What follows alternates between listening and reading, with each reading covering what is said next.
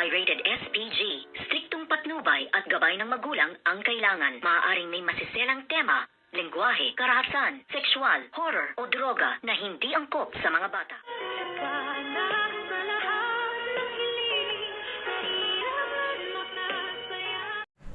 Good morning and welcome sa aking munting channel. Tuluyan na ngang nakapasok ng Apex Medical Hospital ang ating bidang si Dr. Annalyn Santos dahil nga takot na siya baka nga patayin nitong ang demonyitang si Moira ang kanyang mga kaibigan, lalo na ang kanyang nanay at tatay, kung kaya't hindi na siya nagdalawang isip nang nagbabarilan na ay tumakbo na siya agad papasok nga sa Apex Medical Hospital dahil alam nga ng ating bidang si Dr. Annalyn Santos ang pasikot-sikot nga at kung saan nga ang may sikretong lagusan para nga tuluyan siyang makapasok. At habang papasok nga ang ating bida ay tinakpan ang kanyang mukha, ngunit ito nga ay si Dr. Kim Yang at nagpasalamat nga itong si Dr. Annalyn Santos at dito nga ay magkasama sila ni Dr. Kim Yang na hanapin nga kung nasaan ang kanyang nanay at tatay, ngunit iba nga ang kanilang nailigtas at dito naman ay patuloy nga na nakikipaglaban itong ang si Dr. Kim Yang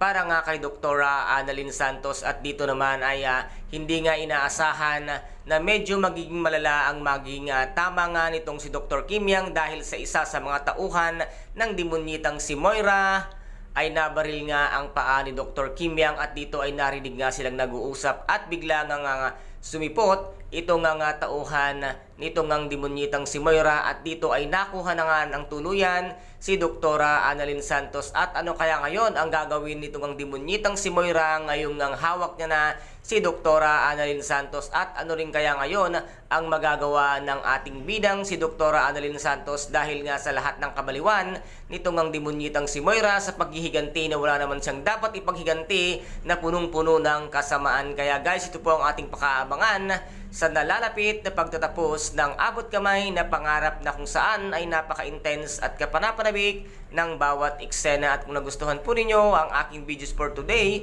paki-subscribe na lamang po ng aking channel, paki-like and share para maging update kayo sa lahat ng gagawin kong videos. Maraming salamat po, ingat, God bless and bye-bye!